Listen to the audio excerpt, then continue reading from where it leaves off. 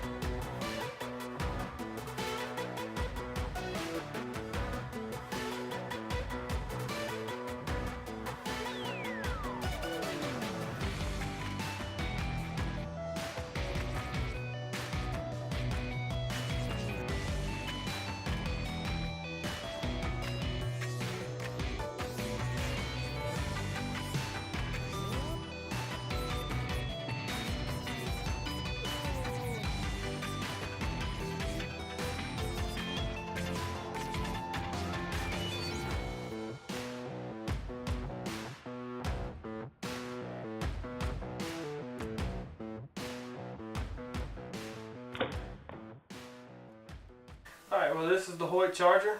We set it up, we tuned it. Took a little bit more of the tuning process than what I wanted, but you know, nonetheless it's shooting a straight arrow and really quiet, really fast, and shoots really hard. So here in an upcoming week, I'm going to punch a gold tip arrow through a hog with this Hoyt charger that I picked up. And again, $260. I already had the stabilizer, I already had this half. I just paid for the bow, the rest, and the sight, the most important part.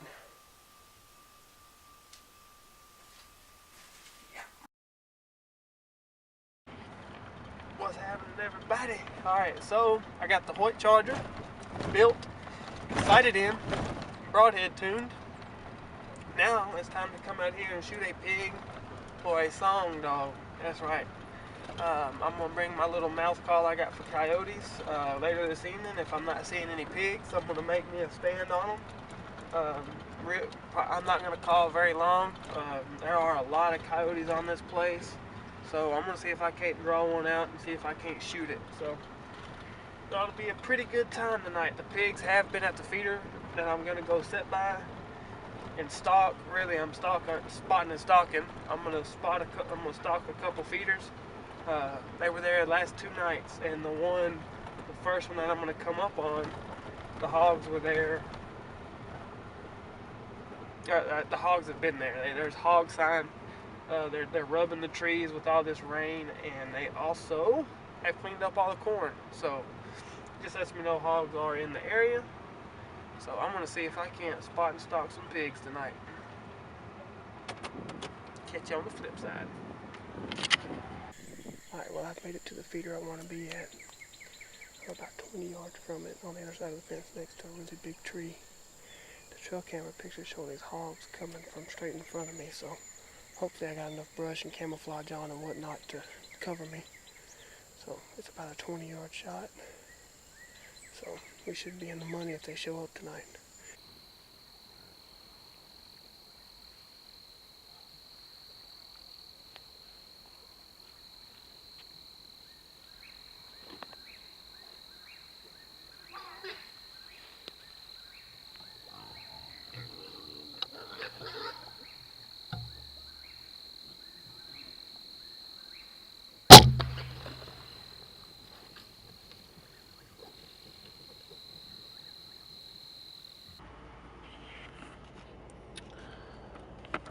Alright, well, this is the part every bow hunter hates. And if it hasn't happened to you, just hang on, because it will. I did not recover that pig I shot last night. I can't blame any equipment. This bow is sighted in to shoot dimes at 20 and 30. It's tuned. The broadheads fly exactly with my field points all the way to 40 yards. The only thing that I wish I could take back, because I would take that same shot again if offered, was a rangefinder. I did not have my rangefinder last night. That's on me. That's on us as hunters to make sure that we have all of our equipment. In hindsight, I should have turned around, and I thought about it last night. It was just turn around. You don't have your rangefinder, it's going to be extremely, extremely hard to be effective. Because we have become so we rely on that stuff so much now. And you know what? It handicapped me last night. I really do believe it handicapped me. Had I had a rangefinder, we'd be talking a whole different tune. And that story would have ended last night. I wouldn't have had to spend 2 hours the next day spot searching for blood. I picked right back up on the blood trail as soon as I got into that thicket. I'd follow speck, it'd drop a little bit of blood, speck, drop a little bit of blood, until it just ran out. It ran out, and for whatever reason, I just went through this little open spot and started going down each pig trail, 5, 10, 7 yards. And I found a couple spots of blood, so I just kept on going. Took me to a different piece of this property, across the fence, and to an opening that the pigs could go 10 different ways. So I just started body searching, came up to nothing. So I'm just gonna take myself to the house. I'm gonna become more efficient with this bow, in the sense of I don't know how it shoots yet, okay, and that's super important, okay. And maybe I should have spent more time practicing those odd distances with my bows, with my Obsession and with my PSE and with my old Hoyt. I know at 20 yards, 23 yards, I'm not gonna miss with my Obsession or my PSE. I knew with my Hoyt, I better pin gap if I think it's just a touch over 20, because that was a slower bow. It only shot like a 270 foot a second, where my Obsession shoots almost 290. My PSE, when I had it 65% let off, shot 301 with the same arrow. I haven't changed arrows in a long time. And so that makes a huge difference whenever you're shooting a bow that doesn't have that juice behind it, is knowing if I use my 20-yard pin at 23, where am I going to hit? Because if you shoot 3 inches low, that's a huge gap. Where on my Obsession, if I aim dead center at 20 on a 2-inch circle, I hit the bottom of that circle at 23. There's literally almost no pin drop. At 25, then I shoot about 3 inches low at 25 with my 20-yard pin. But had I had my rangefinder, we'd be talking a completely different storyline, complete different ending to the hunt. So don't go into the field without your equipment. Take that lesson from me. Don't learn it the hard way. Even though it's just a pig, excuse me, even though it was just a pig, I hate losing stuff that I shoot, because the animal, regardless of species, regardless of predator, varmint, whatever that it may be, it doesn't deserve to go through an arrow going through it without it dying. Okay, that's just the way that I feel. I like being very proficient. My wife was telling me last night when I got home, she said, you haven't lost an animal in a long time. I've lost almost 3 pigs in a row now. Big one I shot back over here, shot him in the diaphragm, same type of blood, big hog. Shot a big hog on the tank dam back here in the back of this property, and shot him right in the shoulder with a mechanical. Not a good idea. And then this one, that makes 3 pigs in a row that I've lost. And so I fixed them. Shooting a hog in the shoulder, I got a broadhead that's going to go through the shoulder of a pig. Even if it don't go all the way through, I'll get enough penetration to kill it.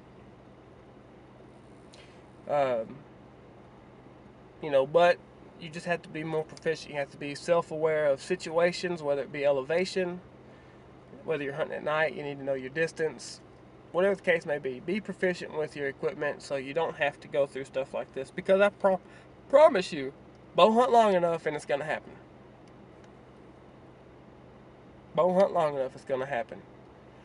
But anyway, I'm going to get back after it this week. I'm going to go home and shoot those odd distances with this bow, see what it's doing, and get right back after these pigs, because there's a bunch of them. They're overpopulated for sure, especially on this place. And I'm going to get me some kills this week with this budget bow and just have a great time doing it. I hope y'all enjoyed this video so far. Just keep watching, because I'm going to keep dropping some more videos with this budget build and just show you that you can find a really good deal online. It may take you a little bit of time to put your bow together, but you know what? If you just stay persistent and looking at these forums, these pages, you can build a really good bow for not a lot of money. So don't forget to subscribe to the channel. Give it a thumbs up if something you want to see. If there's something you want to see different, maybe taking more time setting up the bow and maybe tuning it, leave it in the comments below, okay? Until we talk next time, God bless.